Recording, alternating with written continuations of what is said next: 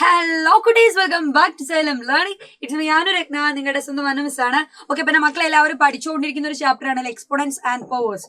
അപ്പൊ exponents and പവേഴ്സിന്റെ അകത്ത് നിങ്ങൾക്ക് ഒത്തിരി കാര്യങ്ങൾ പഠിക്കാനുണ്ട്. അപ്പോ അത് മാത്രമല്ല, നിങ്ങൾ ഏറ്റവും ബേസിക് ആയിട്ടുള്ള ഒരു കാര്യവും കൂടിയാണ് കേട്ടോ ഈ ഒരു ചാപ്റ്ററിൽ പഠിച്ചുകൊണ്ടിരിക്കുന്നത്. അപ്പൊ ബേസിക് ആയിട്ടുള്ള കാര്യം എന്ന് പറഞ്ഞാല് ഭാവിയിലേക്ക് നിങ്ങൾക്ക് 8th-ലായാലും 9th-ലായാലും ഒക്കെ വേണ്ട കാര്യമാണ്.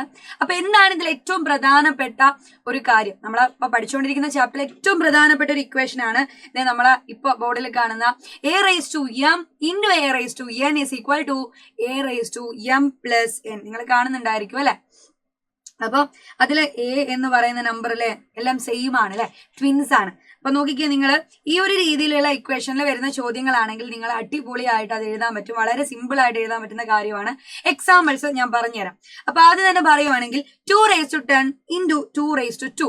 ഒന്ന് നോക്കിക്കേടാ, a എന്നുള്ള സ്ഥാനത്താണ് ഇവിടെ 2 വന്നിരിക്കുന്നത് അല്ലെ. അപ്പൊ 2 രണ്ടും ട്വിൻസ് ആണ്, ഒരുപോലെ ഉണ്ട്. അങ്ങനെയാണെങ്കിൽ ആൻസറിൽ എന്ത് വരും? 2 വരും. എന്നിട്ട് എന്ത് ചെയ്താൽ മതി? ഈ തലയുടെ മുകളിലുള്ള ആൾക്കാരില്ലേടാ 10ഉം 2ഉം, അത് ആഡ് ചെയ്ത് കൊടുക്കാം. 10 + 2 is equal to 2⁻12 എന്ന ആൻസർ കിട്ടിയിട്ടുണ്ടാവും. സിമ്പിൾ അല്ലേ? അതുപോലെ അടുത്ത നോക്കിക്കേ, 3⁻5 into 3⁻5. നോക്കാം, ട്വിൻസ് ആണോ നോക്കാം. 3 3 അല്ലെ, ഒരുപോലെ വരുന്നുണ്ട്. അങ്ങനെയാണെങ്കിൽ ആൻസറിൽ 3 തന്നെ.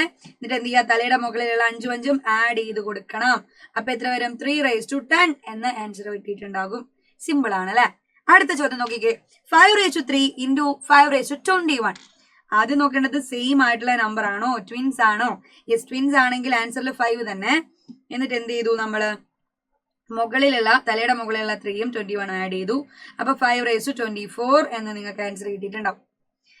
അടുത്ത ചോദ്യം നോക്കിക്കേ, 2⁻3 + 2⁻3. ഇപ്പൊ നിങ്ങൾ എല്ലാവരും ചാടിക്കറി എന്ത് ചെയ്യും? 2⁻3 + 3 എന്ന് എഴുതിയിട്ട് 2⁻6 എന്ന ആൻസർ എഴുതി വെക്കും. ശരിയാണോ? അത് തെറ്റാണ്. കാരണം എന്താ? നേരത്തെ വരെ ഇവിടെ ഉണ്ടായിരുന്ന സൈൻ എന്ന് പറഞ്ഞാൽ അത് മൾട്ടിപ്ലിക്കേഷൻ ആയിരുന്നു. അപ്പൊ അഡിഷൻ ആണ് ഇവിടെ കൊടുത്തതെങ്കിൽ നിങ്ങൾ ഏത് രീതിയിൽ അതിനെ നമ്മളെ നേരത്തെ ഇക്വേഷൻ പോലെ അല്ലല്ലോ, അപ്പൊ പുതിയ രീതിയിലേക്ക് മാറിയ ചോദ്യം. അപ്പൊ നിങ്ങൾ എങ്ങനെയാണ് അതിനുള്ള ആൻസർ കണ്ടെത്തുക? എങ്ങനെയാണ് ചോദ്യം വന്നതെങ്കിൽ എങ്ങനെ ആൻസർ കണ്ടെത്തും? 2⁻3 + 2⁻3. നോക്കടാ, 2⁻3 2 തവണ നമ്മൾ ആഡ് ചെയ്യുന്നുണ്ട്. അപ്പൊ നമുക്ക് എന്ത് ചെയ്യാം? 2⁻3നെ 2 തവണ ആഡ് ചെയ്യുന്നതിന് പകരം നമുക്ക് എന്ത് ചെയ്താൽ മതി? 2 കൊണ്ട് മൾട്ടിപ്ലൈ ചെയ്താൽ പോരെ? അപ്പൊ നോക്കിക്കേടാ, 2 എന്ന് പറഞ്ഞാൽ 2⁻1 ആണ് അല്ലെ. 2 വെറും 2 എന്ന് പറഞ്ഞാൽ 2⁻1 ആണ്. അപ്പൊ നോക്കിക്കേ, മൾട്ടിപ്ലിക്കേഷൻ ആയില്ലേ? ട്വിൻസും ആണ് അല്ലെ, 2 2.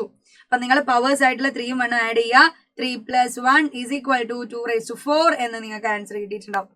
അടുത്ത ചോദ്യം നോക്കിക്കേടാ, 3⁻20 + 3⁻20 + 3⁻20. അഡിഷൻ ആണ്, മൾട്ടിപ്ലിക്കേഷൻ അല്ല.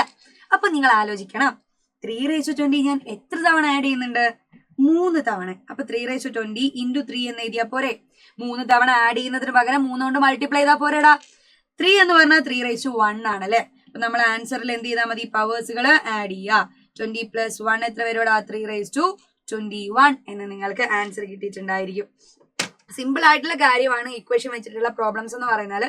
പക്ഷെ ഇത്തരത്തിലുള്ള രീതിയിൽ മൾട്ടിപ്ലിക്കേഷന് പകരം അഡിഷൻ ആയാൽ നിങ്ങൾക്ക് ആൻസർ ചെയ്യാതിരിക്കാനായി പോരുത്. അതുകൊണ്ടാണ് ഈ ചോദ്യോടെ നമ്മൾ ഇതിൽ ഇൻക്ലൂഡ് ചെയ്തത്. അപ്പൊ ഒത്തിരി കാര്യങ്ങൾ എക്സ്പോണൻസ് ആൻഡ് പവേഴ്സിൽ പഠിക്കാനുണ്ട്. അതൊക്കെ അടുത്തൊരു ക്ലാസ്സിൽ വരുന്നതായിരിക്കും. അതുവരെ ബൈ ബൈ, സീ യു.